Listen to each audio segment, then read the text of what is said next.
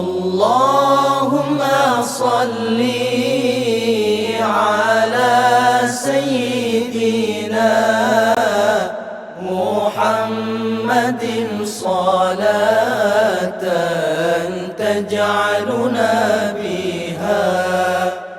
من أهل العلم ظاهرا